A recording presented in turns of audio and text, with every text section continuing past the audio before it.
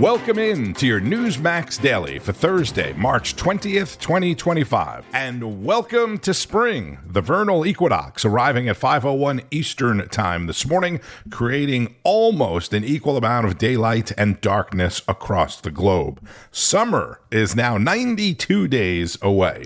And in the great state of Texas, nearly a dozen summer-like wildfires are already raging, including more than 2,000 acres in Sam Houston National Forest. And I ran out and I saw it and immediately called 911, and they said, yes, we're aware of it and y'all need to evacuate ASAP. About 300 homes are being threatened from that one fire alone. Meanwhile, they think it may have been from a controlled burn that got out of control. You remember last week there were some fires in Long Island.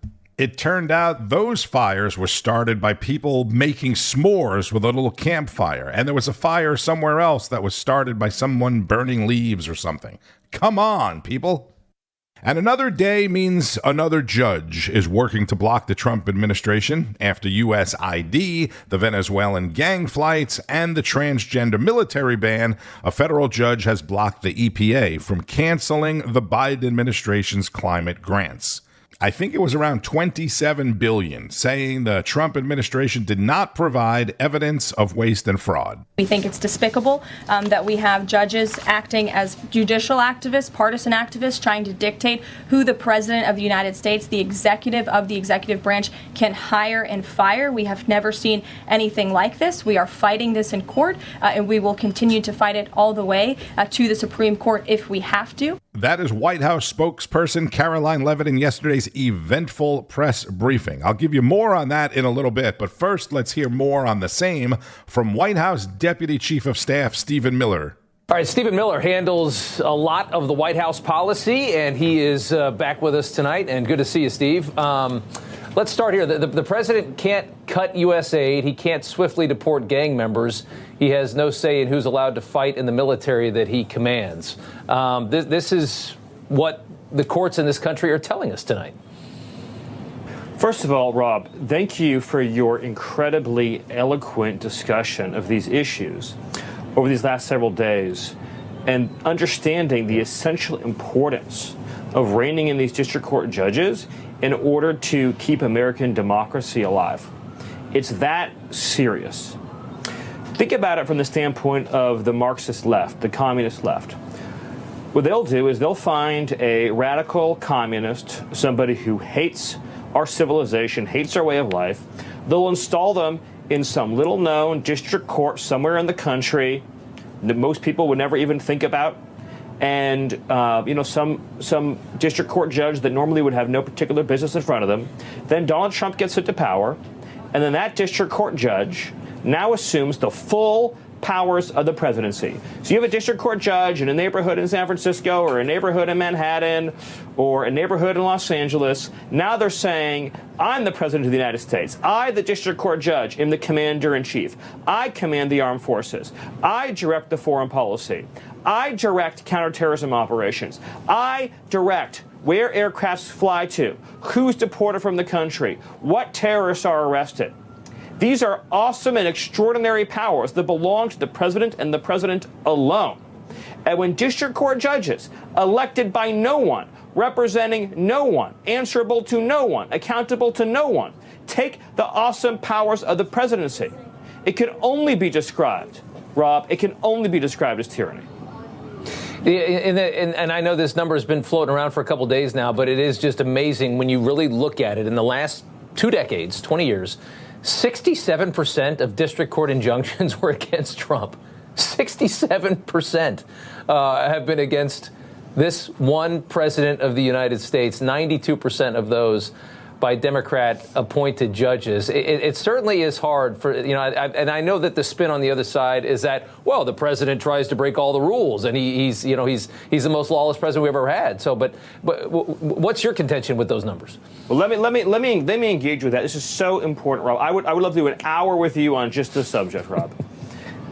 The real answer, Rob, is that the communist judges are issuing injunctions against President Trump because he is the first president in our lifetimes to reassert the rule of law and constitutional order in this country, to say illegal aliens cannot live here, to say that foreign criminal gangs cannot menace our citizens, to say that unelected bureaucrats do not control the direction of federal policy, to say that foreign aid is not a right, but a foreign policy function vested in Article 2 and the commander-in-chief. These are the core principles of the Constitution that undergird our entire democracy.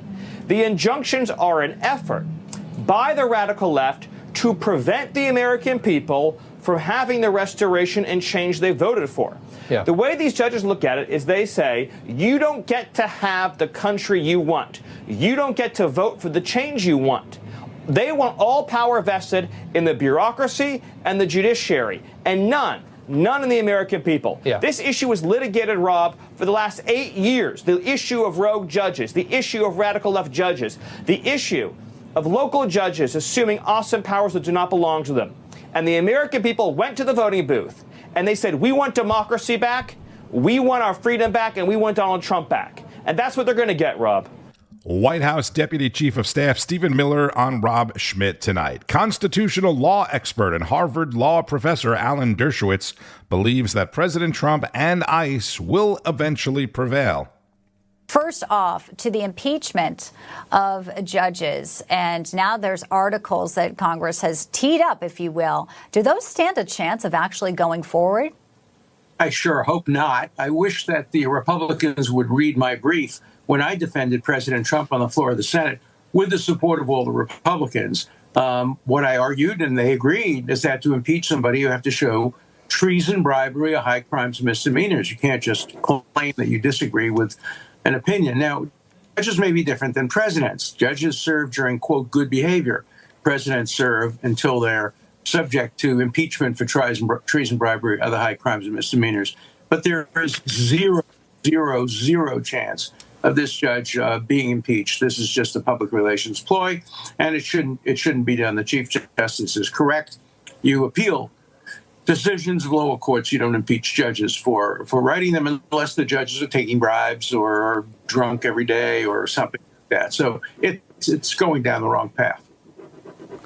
ACLU has brought this lawsuit about the deportation flights, and we know Judge James Boasberg is the one who is really, causing the ire in this impeachment talk. There's another deadline today. They want to know more about these flights, and they want to know, so they said that the administration says we did not defy an order. Where do you stand on this? Because it's also tied into the Alien Enemies Act when it comes to these being Venezuelans, Tren de Aragua, and that gives a different leeway to the executive branch, many say, Professor Dershowitz, with the executive order. Sure, it's foolish to say the statute is invalid because it was passed in 1798. The Constitution was passed in 1793. It's pretty valid still. So the Alien Act is perfectly legitimate, but it does require that the people have been sent by a foreign government, either as part of an invasion or part of a war.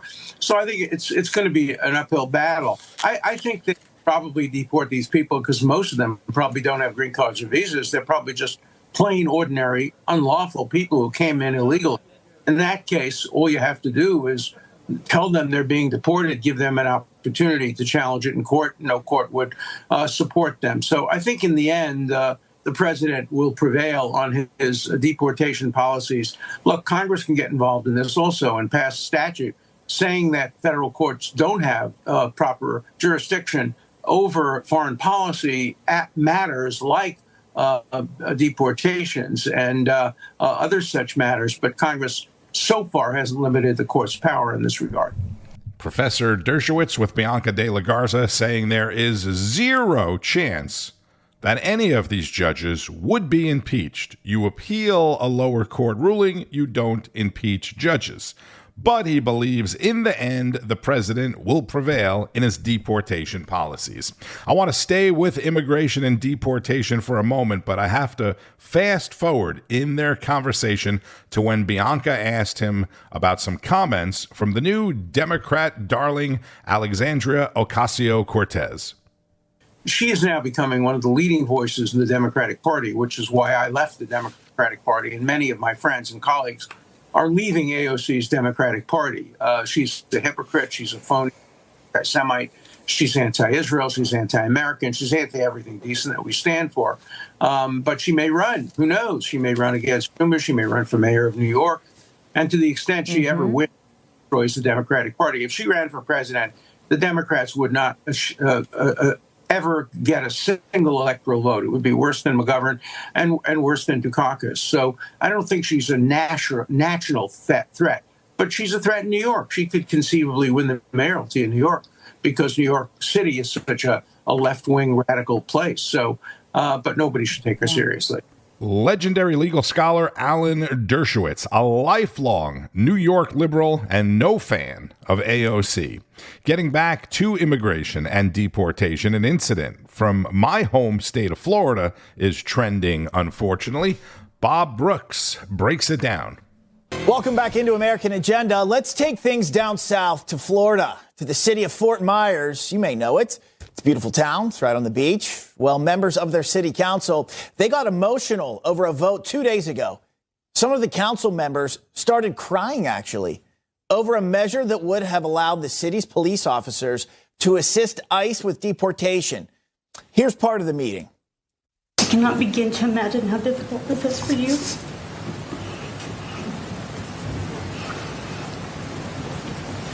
The argument, and I know there's no malintent to it, that we would risk federal or state funding if I don't sign up for this.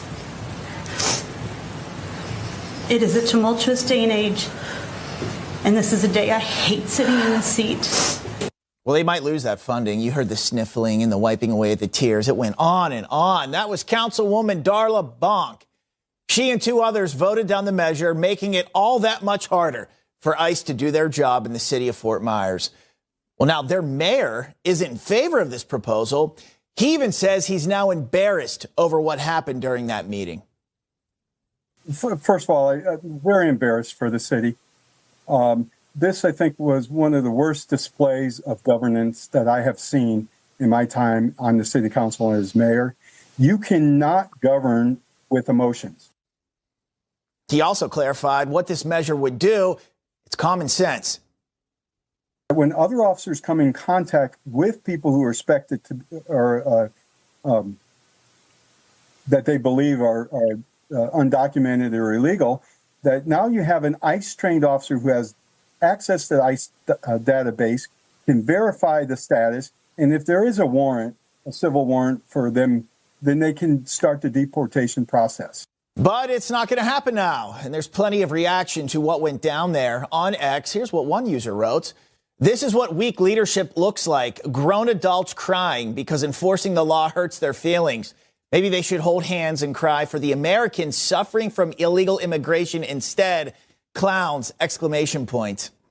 And you know, the people ICE are targeting, they're pretty bad, especially when you see this. Our Secretary of State has to make a post like this. Venezuela is obligated to accept its repatriated citizens from the U.S.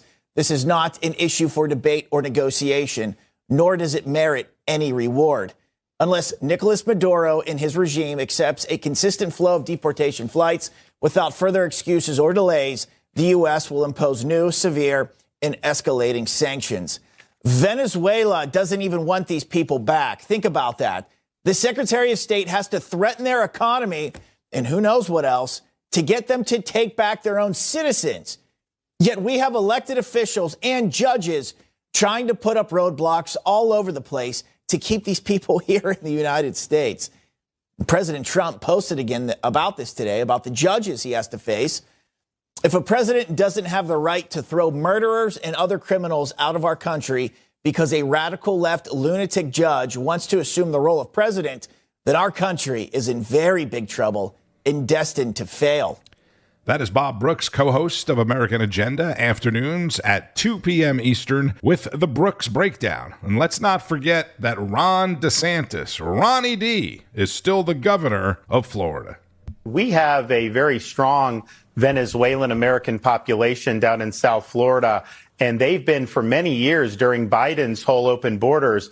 They were the ones warning about the people that Venezuela was sending. Those are people that were in the prisons. These were very problematic individuals. Heck, when we did the first flight to Martha's Vineyard, most of those were Venezuelans. People thought the Venezuelan Americans in Florida were going to be upset. They were very happy with that because they knew what was going on. So President Trump's doing the right thing. And, you know, when I hear these sound bites of these legacy media apparatchiks comparing these Venezuelan gang members to Irish immigrants from the 19th century, you know, I'm just thinking legacy media, maybe they should just shut down and start over because what they're doing is just such a fraud and the public does not believe a word they say anymore. Florida Governor Ron DeSantis in a Fox interview. A lot of people forgot about the Martha Vineyard flights, right? Remember when all the libs screaming foul on deporting illegals all of a sudden didn't like having illegals in their little hoity-toity town? Sort of like the Pelosi estate in San Francisco that has a wall all around it in security, but she was against a wall at the border, as are many other Democrats that have a wall around their home or a fencing. They're all a bunch of hypocrites, and it's not just the Democrats. I mean, it's the Democrats when it comes to immigration and deportation now, but in the past, on other cases, it's been the Republicans as well. The swamp. All right, by the way, the brother of Jose Ibarra, the Venezuelan illegal immigrant convicted of killing Laken Riley, was sentenced to prison and deportation yesterday after he pleaded guilty to having a fake green card during the murder investigation. Diego Ibarra was sentenced yesterday to 4 years in jail on 2 counts of possession of a fraudulent document, fake green card. He will serve 4 years in prison and then be deported. The Ibarra's female roommate at their Georgia apartment, who was also arrested during the Laken Riley murder investigation, is being deported as well. All right, let's shift gears to the JFK files, the focus of many shows yesterday, including Frontline with Carl Higbie. Well, I have spent the better part of last night and today at the very bottom of the rabbit hole on these JFK files. And what do you know? I mean, not too much new, but literally what everyone already knew, which the government, entrenched bureaucrats, and overeducated institutionalists called us conspiracy theorists for. Turns out to be true. And if you think it's crazy, look no further than Chuck Schumer. He basically said the quiet part out loud when Trump was pushing the same buttons Kennedy was years ago. To take on the intelligence community, they have 6 ways from Sunday at getting back at you. So even for a practical, supposedly hard-nosed businessman, he's being really dumb to do this. And I'm going to prove him right, because much of what was released we already knew. But to illustrate exactly why I don't trust the government, we're going to put it all in one place for you, with the old and the new info, because it's pretty crazy how so many things are connected. Let's take a walk down that rabbit hole, shall we? You ever heard of a guy named Gary Underhill? He was a former World War II military intel guy who then went on to work for the CIA, working for projects such as special assignments that were classified. Well, in 1964, the Warren Commission determined that Lee Harvey Oswald assassinated Kennedy and acted alone.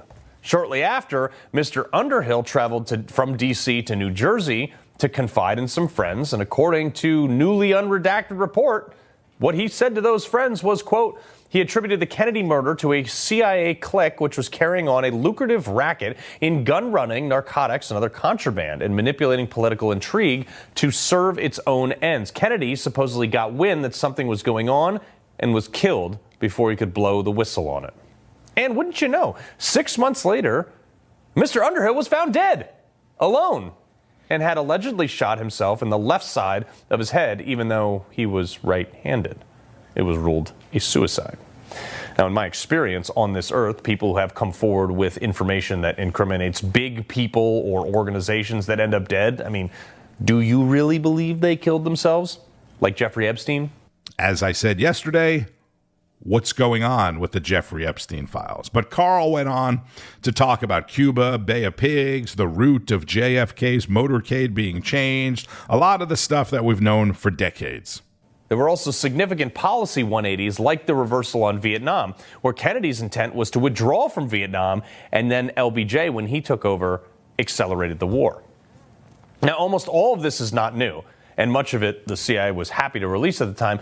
But what we're finding out from these recent docs last night is that the CIA had one request. They had no oppositions to releasing most of this stuff years ago, but they did have one request for redactions: any mention of Israel or Israeli intelligence. Why? What were they doing? Were they involved in this? In fact, over a dozen incidences cited in the recent documents we got last night said that it was redacted from previously released documents. I don't have the answer to this, and these documents don't tell us. But this issue is part of the 1% that has been withheld all these years, which leads me to my already previous conclusion in general, that is, you can't trust the government for anything.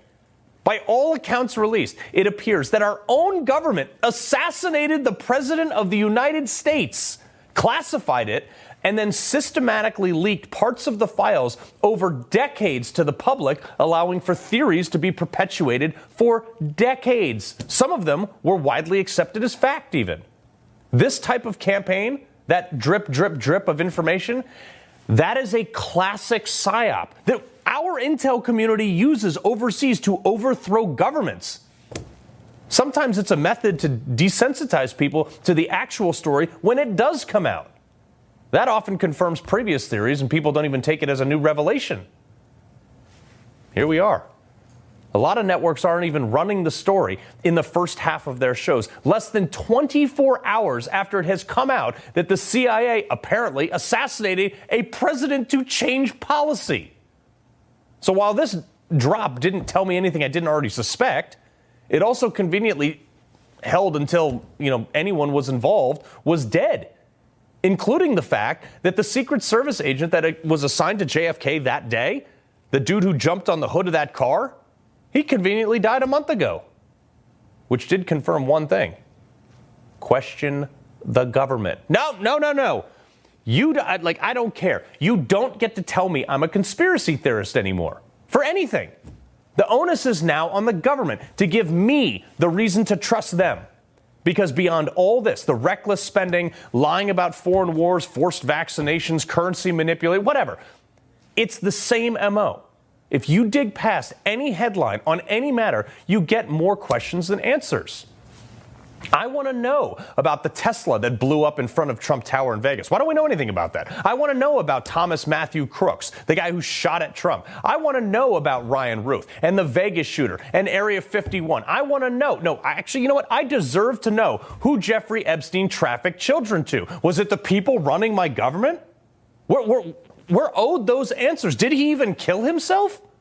We are owed an answer on the $250 billion missing dollars from the Pentagon budget in the last audit. I deserve to know what you spent my Social Security contributions on. I demand to know whether or not there's any gold at all in Fort Knox, or how the CIA, via the Pakistani ISI, used Osama bin Laden as an intel asset for years, and then they let him fly planes into the Twin Towers, and then let him live in Pakistan 500 yards from their equivalent of a West Point when we killed him.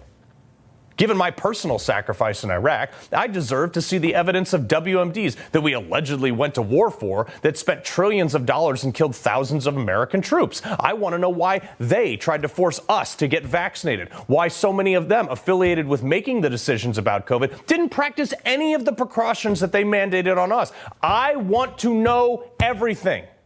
And I have the right to ask or demand, because this government works for us and they've forgotten that. Our government is supposed to be of, by, and for the people. These files that came out don't allow you to laugh at me or dismiss me on any question I have ever again. The government now has to prove to me why we should trust them. Absolutely fantastic commentary from my man, Carl Higbie, former Navy SEAL. Fact-based commentary. If you've listened to this podcast long enough, at some point in time, you've heard me say, the more research you do, the less you believe. Carl said, the more you dig in, the more questions you have than answers. And it's so true. Question everything, especially from the government. More on the same from Rob Finnerty. For the last 62 years, the establishment in Washington, including the Kennedy family, has tried to cover up what really happened in Dallas, which proves that the American people have not been given the entire story. If there's nothing to hide, why have these documents been hidden for the last 62 years? Why? It's a simple question. That question has never been answered. And the establishment is still, even now, even today, covering the story with this nothing to see here narrative. Take a look at CBS News. But so far, the trove of mostly unredacted files show there is nothing that changes he was the sole assassin. The documents, they don't show a conspiracy. You think about Walter Cronkite, who was the original CBS anchor who broadcast the assassination, what he would think about that right there. They don't show a conspiracy, according to CBS News. Well, one document that was redacted yesterday, I think very clearly shows a conspiracy.